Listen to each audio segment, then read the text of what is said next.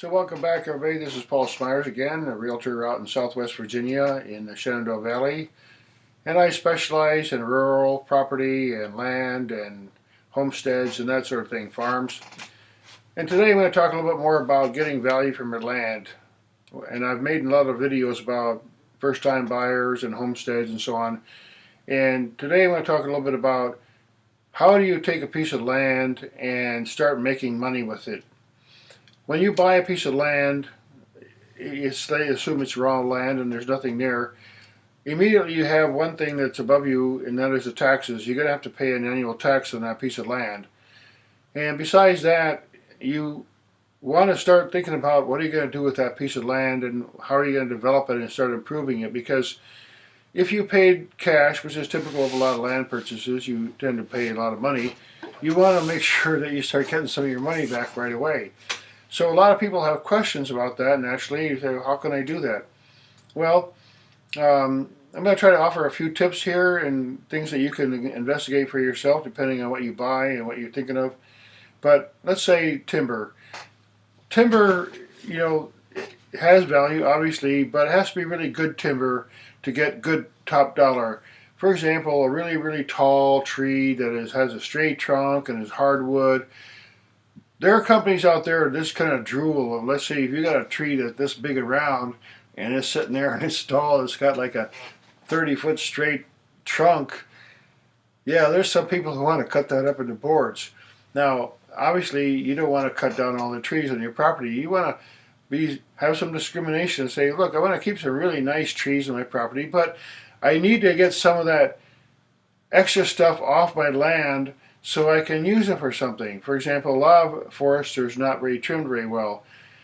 They don't, it's like any kind of a weed in the garden. You have to trim out, to make good lumber, you need to trim out some things and make sure the trees grow in a proper way so they have nice straight trunks and so on. Now, if you do have good lumber on your property, then it definitely has some high value. And there are lumber and timber companies that will come in and they have an agent, they make money on it, and they're not going to offer you, they have to be the middleman, and there's an awful lot of really serious work with heavy duty machines to harvest trees. So it ain't cheap. So they say, okay, well, whatever the percentage is, they may offer you like 15% of their total, and they'll go in and they're experts and they'll take a look at what kind of trees you have and where they are and how difficult it would be to harvest them. And they'll give you some kind of rough idea on what you can make with the hardwood forest on your land.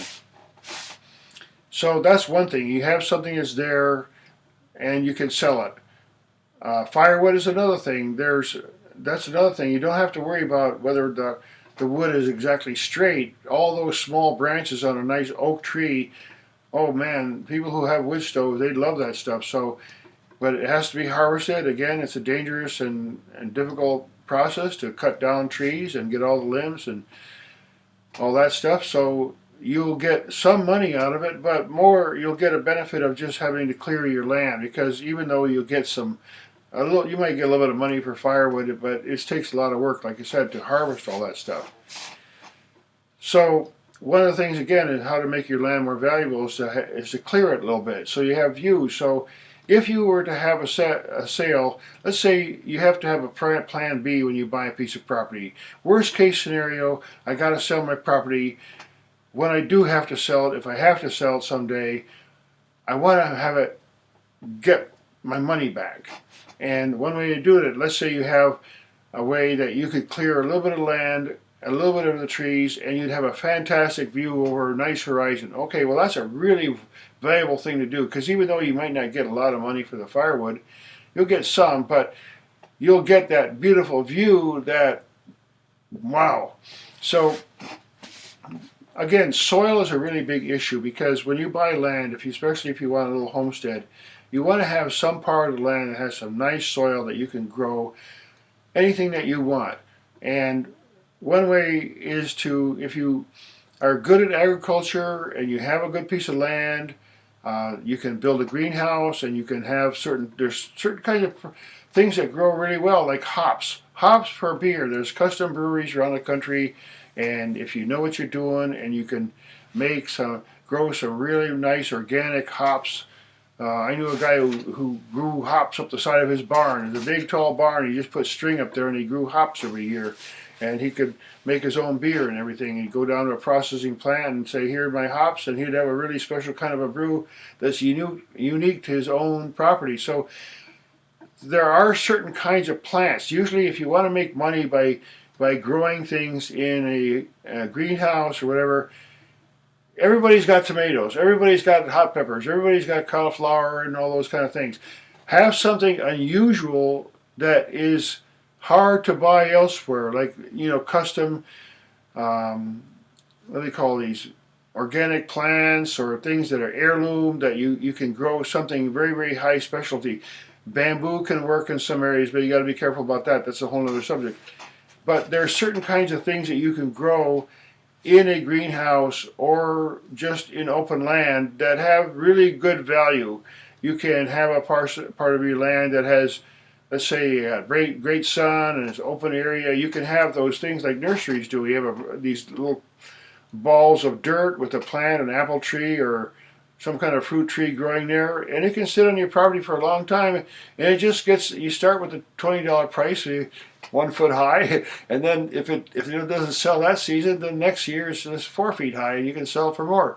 So there's things that organically happen on a piece of property, well chosen property, that are very conducive to making money in the old-fashioned style of plants. I used to have this phrase that says, if you don't think money grows on trees, have you ever seen an orchard? Because literally in this country, in many parts of the world, I knew a place in Thailand I went to visit one time, and they had like mango trees growing on their property, and mango trees produce a lot of mangoes. So if you add up like, well, $1, that's a lot of money. So again, look at the property that you're buying or thinking of buying, and then start thinking about ways that you convert some kind of income or offset your costs through, and for example, water. Water is a really great resource. If you do have a good water feature on your property, like a stream or maybe even a pond or and a well that doesn't need to go down very deep, well, that water, you can use it. It's good quality water. There's so much beautiful water out in Virginia that is clean, and you can drink it just basically right out of the stream. There's a stream near me. I've drank water right out of the stream and no problem. Well, this property that I'm living on has a well that goes right down into this really clean water that I don't have to have any kind of chlorine or fluoride in my water at all. So that's another really great feature about having a piece of property out in the country, that you have access to this type of clean water. Again, if you have a view, that's another thing. But sunshine, think about carefully where you buy your house. If it's faced a certain way, there's going to be wind. You see, so there's a lot of strategy you think about where you position, say a building that you put or something, that you don't want any problems in the future. And a north-facing front door, I've lived in a place like that, and boy, it faces north, and when the cold wind comes, it blows all the snow right up on your porch. So in tradition, in the old days, a lot of times people would make the house face east. Farms, they get up at sunrise, they get in their kitchen. If the kitchen window faces east, that's another common thing, and the door facing south. If you have a south-facing door, you can build a nice deck there, because if you face south, you have the moon and the sun and a lot of sunlight for your property. So if you ever wanted to have a solar installation, again, you need a house that's not in the shade if you want to have solar on the roof panels. If you want solar, you have to think about, okay, where are they going to put it in my yard? It might take up like a large portion of your yard to install a large solar system. And it has to be facing the right way, otherwise it won't be very effective. So all these kind of things, think about the strategy of making money with your property that might be somewhat intangible, but with some sweat equity, cleaning up a property or painting or restoring a kitchen or improving a bathroom. These kind of things you can do to immediately increase the value of some purchase, but it's a really good idea to have a strategy whenever you buy a piece of property, because okay, I'm going in and I got to make this long commitment. I got to sign my name on this big multi-page document, and it scares the heck out of people when they first do that. But if you say, look, I confidently sign my name here because I got a plan here. I know what I'm going to do with this land as soon as I get it. So there again, thanks again for watching. I try to make these videos short and easy to understand and enjoy. Please call or ask me any questions and leave comments and like and share. Thanks again for listening, and hope you enjoy some of the other videos.